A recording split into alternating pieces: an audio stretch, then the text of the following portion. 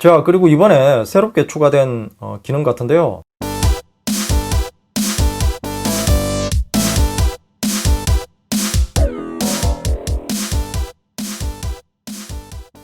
안녕하세요, 랩터입니다. 오늘은 갤럭시 Z 폴드 4 언박싱을 해보겠습니다. 드디어 랩터가 폴드 4를 구매했습니다. 폴드 3까지 혹해서 구매하려고 했는데 꾹 참았습니다. 고양이 주부의 반대도 있었고요. 제가 귀가 얇아서 삼성 디프나 대형마트 전자제품 코너에서 혹해서 구매한 제품들이 많았거든요. 그래서 제가 호갱이라는 말을 많이 듣습니다. 제가 사고 나면 가격이 떨어지더라고요. 그 덕분에 취미생활이 직업이 되기는 했지만 말이죠. 죄송합니다. 사설이 길었습니다. 과연 어떤 점 때문에 랩터가 폴드4를 구매했는지 지금부터 자세하게 살펴보겠습니다. 자, 먼저 박스부터 살펴보겠습니다. 전작과 다르죠. 전작은 이 G라는 글자가 적혀 있었지만 영어로 폴드라는 글자가 디자인이 되어 있고요. G라는 글자가 왜 없어졌는지 설명 안 해도 모두 알고 계시죠. 갤럭시 Z 폴드 4의 색상은 총 4가지 색상으로 출시했습니다. 베이지, 그레이, 그린, 팬텀, 블랙, 버건디까지 있고요. 참고로 버건디 색상은 삼성닷컴에서만 구매할 수 있습니다. 자, 그럼 이제 박스를 열어보겠습니다. 자, 봉인 나별실을 모두 잘라내고요. 그러고 나서 박스를 열어보면 네. 무서워서 만지는 것도 무섭습니다. 꽤 묵직하고요. 포장이 굉장히 깔끔합니다. 밑에는 아무것도 없고요. 제가 구매한 색상이 그레이 그린인데요. 실물을 보니까 잘 구매한 것 같습니다. 잘 모션하지. 거꾸로 있었죠. 자, 그리고 이 박스 뚜껑에는 또 다른 박스가 있는데요. 서랍식으로 되어 있는데요. 아무렇게나 들어있지 않고 깔끔하게 서랍식으로 들어가 있습니다. 자, 이렇게 구성품은 충전기와 유심핀이 이제 안쪽으로 들어갔고요. 그리고 설명서까지 있습니다. 확실히 이런 세심한 부분까지 삼성이 준비를 많이 했다는 느낌이 들고요. 자, 그럼 이제 외관을 한번 살펴보겠습니다. 먼저 제품 전체 보호 필름부터 벗겨내고요. 자, 이 부분을 이 화살표 모양을 뜯어내고 네, 폴드 4 제가 실물을 정말 오랜만에 만져봅니다. 자, 일단 전원을 먼저 켜고요. 자, 커버 디스플레이에는 일단 보호 필름이 붙어 있지 않습니다. 폴드 3에는 붙어 있었죠. 이게 폴드 4도 플리커링이 장난이 아닌데요. 자, 그리고 펼쳐보면 내부에는 자세히 보면 보호 필름이 붙어 있고요. 사실 이 내부 디스플레이에 보호 필름을 사용자가 직접 붙이는 것이 매우 어렵고 완벽하게 붙이기는 불가능할 것 같습니다.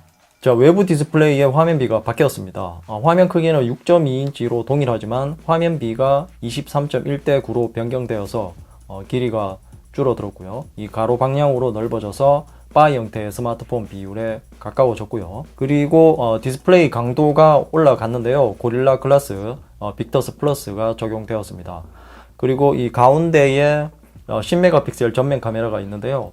화각이 전작에 비해서 5도 정도 넓어진 85도 화각으로 바뀌었고요. 자, 그리고 폴드4의 수화부는 여기에 틈이 굉장히 얇게 되어 있고 이 부분이 스피커입니다. 서로 통하는 것 같고요. 그리고 상단부에는 마이크가 3개나 있습니다. 그리고 우측에는 유심 트레이, 볼륨 버튼, 전원 버튼 겸 지문 센서가 있고요. 하단에는 스피커, 충전 포트, 그리고 통화용 마이크가 있고요. 자, 그리고 내부 디스플레이도 전작과 동일한 7.6인치입니다. 화면비가 21.6대 18 비율로 바뀌어서 가로 방향으로 넓어졌다고 생각하시면 되고요. 그리고 내부 카메라는 4메가픽셀로 전작과 동일하지만 UDC의 화면 밀도를 132ppi로 올렸는데요. 이로 인해서 전체적인 이질감을 감소시켰다고 합니다. 지금 제가 봐도 확실히 감소된 것 같고요. 그리고 UTG가 강화 유리 기반으로 새롭게 제작되어서 더욱 튼튼해졌다고 합니다. 자, 그리고 후면을 보면 메인 카메라가 50메가픽셀로 업그레이드 되어서 화질을 개선했고요. 망원은 10메가픽셀로 화소수는 전작에 비해서 감소했지만 배율을 3배로 높였죠. 그리고 초광각은 12메가픽셀로 전작과 동일하고요. 또한 이미지 센서의 픽셀 크기를 1.8 마이크론으로 늘렸기 때문에 어두운 곳에서의 사진 품질도 향상될 듯 합니다. 전작에 비해서 카툭티가 커진 것은 아무래도 3배 망원 때문에 그런 것 같고요. 그리고 하단에 보면 전작에 USB 충전 포트 부분에 자국이 있었는데 그 부분이 굉장히 깔끔하게 처리되어 있습니다. 그리고 측면이 무광에서 유광으로 바뀌어서 보기에는 화려하지만 벌써 이렇게 지문이 굉장히 많이 묻어 있고요. 그리고 이번에 힌지가 완전히 새롭게 설계되어서 확실히 폴드 3에 비해서 덜 튀어나옵니다. 그래서 아마도 힌지가 줄어든 만큼 화면이 가로 방향으로 넓어질 수 있지 않았나 그런 생각이 듭니다. 그리고 크기는 접었을 때가 전작에 비해서 가로 방향은 동일하지만 세로 길이가 짧아졌고요. 두께도 살짝 얇아졌고요. 그리고 펼쳤을 때가 전작에 비해서 가로 방향이 넓어졌고요. 두께도 얇아졌고요. 무게는 전작에 비해서 8g 가벼워진 263g입니다. 자, 그럼 이제 세팅을 해보겠습니다. 제가 전원은 앞에서 미리 켜두었죠. 자, 그리고 생체 인식은 이번에도 정전식 지문 센서가 들어가 있고요. 그리고 얼굴 인식도 있는데요. 지문 인식 센서 때문에 삼성 패스를 지원합니다. 자, 이렇게 해서 세팅이 끝났습니다. 자, OS 버전부터 살펴보면 안드로이드 12라고 적혀 있지만 실제로는 안드로이드 12L이 탑재되어 있고요. 왜냐하면 폴드4는 펼쳤을 때는 태블릿이기 때문에 다른 버전이 들어가 있습니다. 원UI 4.1이 적용되어 있고요. 자, 그럼 이제 주요 스펙을 살펴보겠습니다. 자, 먼저 AP는 퀄컴 스냅드래곤 8 플러스 1세대가 탑재되었습니다. 삼성이 유연하게 잘 채택한 것 같고요. TSMC는 삼성 파운드리와 경쟁사인데도 거기서 위탁 생산한 퀄컴의 AP를 탑재했죠. S22 울트라에 탑재된 스냅드래곤 8 1세대는 삼성 파운드리에서 위탁 생산했는데 수율이 좋지 않았다고 합니다. 그리고 발열도 굉장히 심했고 GOS 이슈까지 터졌죠. 그래서 퀄컴에서 스냅드래곤 8 플러스 1세대는 TSMC로 바꾸어서 생산을 했는데요. 확실히 전작인 스냅드래곤 888에 비해서 성능도 업그레이드 되었고 발열도 많이 줄였습니다. 이번에 히트파이프를 폴드 최초로 적용했고 기존 그라파이트라는 방열판의 면적도 늘렸다고 합니다. 역시 S22 울트라에 탑재된 스냅드래곤 8 1세대에 비해서 성능이 업그레이드 되었는데 추후에 S22 울트라와 한번 성능 비교도 해보겠습니다. 램은 12GB LPDDR5가 탑재되어 있습니다. 용량은 256GB, 512GB가 탑재되어 있고요. 그리고 이번에 1TB 용량이 추가되었습니다. 그리고 전작과 동일하게 UFS 3.1이 적용되었고요. 자, 이번 폴드4에서 가장 마음에 들었던 부분은 여기 하단에 태스크바가 들어갔다는 점이죠. MS와 협업을 통해서 태스크바를 개발했다고 합니다. 역시 MS가 소프트웨어 전문 기업이라서 그런지 정말 잘 만들어낸 것 같고요. 자, 태스크바가 만약에 없다고 생각하면 이렇게 앱 전환을 할 때마다 홈으로 나갔다가 다시 앱 키고 또 홈으로 나갔다가 또 다른 앱을 선택해야 되고요. 이러면 굉장히 불편하잖아요. 그런데 태스크바를 이용하면 이렇게 빠르게 앱 전환을 할 수가 있습니다. 이게 이용해 보니까 굉장히 편리하네요. 그리고 멀티태스킹도 태스크바에서 앱만 이렇게 드래그하면 좌우 상하 멀티태스킹도 자유롭게 할 수 있고요.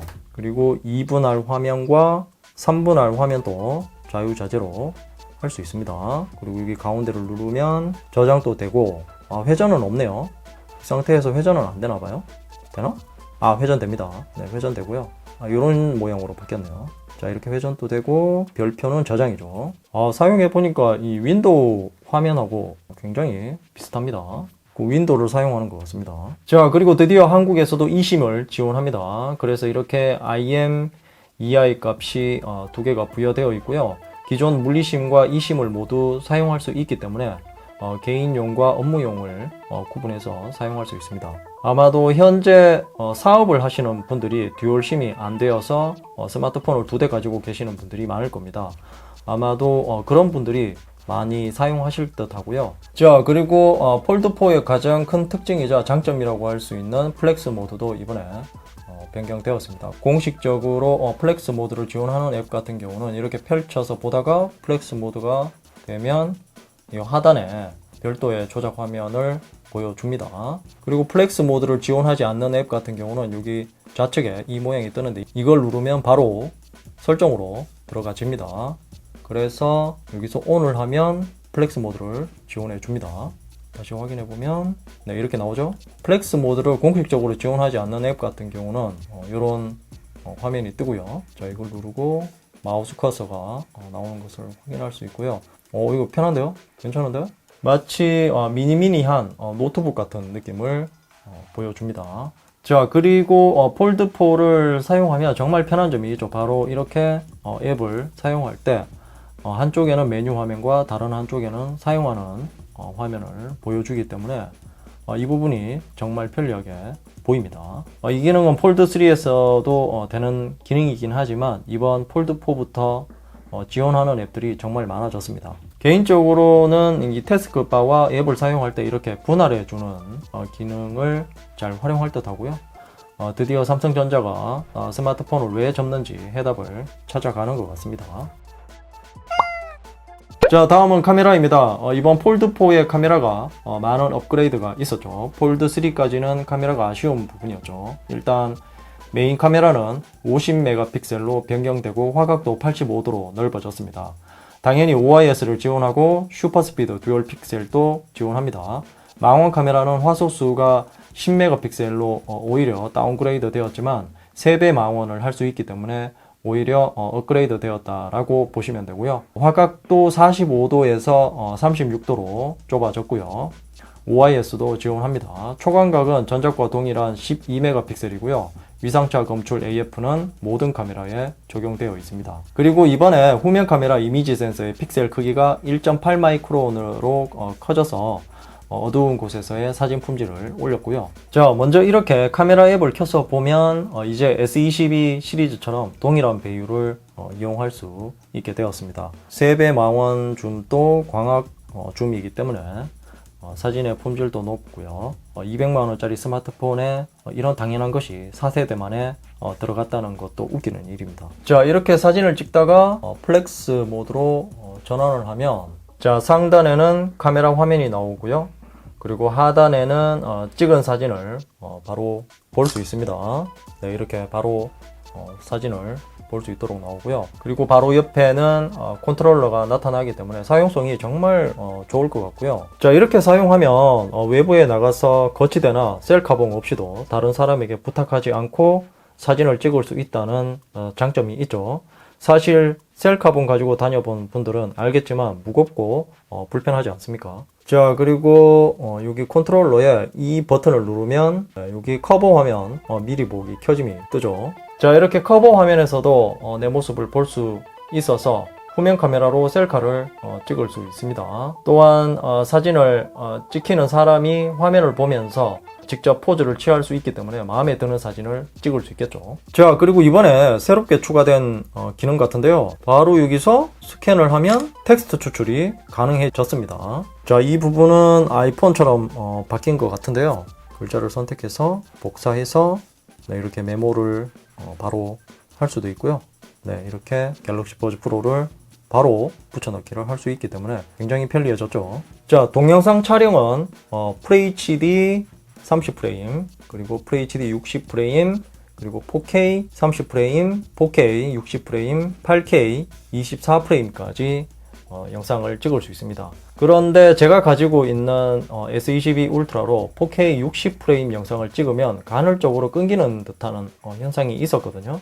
이런 현상이 일어나면 8K 동영상이 무슨 의미가 있죠? 폴드4에서 4K 60프레임을 영상을 찍어보면 현재는 끊어지는 현상은 없는데요. 사용해 봐야죠. 자, 그리고 이번에 내부 카메라인 UDC가 개선이 되었는데요. 카메라 홀 부분의 화질을 132ppi로 업그레이드 했습니다. 그래서 그런지 확실히 이질감은 덜하지만 여전히 잘 보이고요. 그리고 사진을 찍어보면 400메가픽셀이기 때문에 그저 그런 사진인데요. 화질을 높였다는 것은 내부에 OLED 소재를 촘촘하게 배치했다는 말인데요. 그렇게 되면 뿌옇게 보여야 정상인데 지금 현재 이렇게 AI를 통해서 후보정을 해서 정상적인 사진을 만들어 주는 것입니다. 개인적으로는 그냥 이 펀치홀로 가든 아니면 내부 카메라를 삭제하는 것이 어떨까 그런 생각을 해 봅니다. 사실 잘 사용하지도 않을 것 같고요. 포기할 것은 빨리 포기해서 기기의 단가라도 내리는 편이 좋지 않을까 그런 생각을 해봅니다. 자, 커버 디스플레이 카메라는 전작과 동일한 10메가픽셀입니다. 자, 그리고 사람들이 많을 때는 이 넓은 화각을 자동으로 인식을 합니다. 그리고 동영상 모드에서는 오토 프레이밍 기능을 사용할 수 있는 점 알고 계시죠?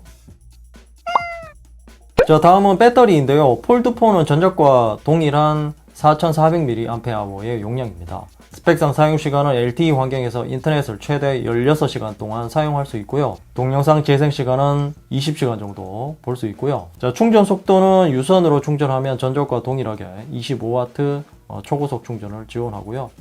이번에 폴드4에서 개선된 점은 무선 충전 속도입니다. 기존 10W에서 15W 고속 충전 속도로 바뀐 것이고요. 삼성전자가 충전 속도에 대해서 굉장히 보수적인 입장을 보여왔는데요. 이유는 다들 알고 계시지만 노트7의 배터리 사태였죠. 그런 삼성이 무선 충전 속도를 올렸다는 것은 발열 관리에 자신이 있다는 말이겠죠. 자, 그럼 이제 정리를 해보겠습니다. 폴드4를 언박싱 하면서 조금 사용해 봤는데 생각보다 상품성이 좋은 것 같습니다. 지금 제가 S22 울트라를 메인폰으로 사용하고 있는데요. 메인폰을 바꿀까 라는 생각이 들 정도로 정말 잘 만든 제품 같고요. 그리고 제가 폴드3까지는 접는 폰에 대해서 조금 부정적인 생각이 있었는데요. 이번 폴드4를 보고 그런 생각이 많이 사라졌습니다. 랩터가 구매할 정도면 여러분들도 구매하셔도 후회 없을 거라고 생각합니다. 이상으로 갤럭시 Z 폴드4 언박싱이었습니다. 조금 더 사용해보고 리뷰로 돌아오겠습니다. 궁금한 점이 있다면 댓글로 남겨주시고요. 이 영상이 도움이 되었다면 좋아요, 구독하기, 그리고 알림 설정도 잊지 마세요.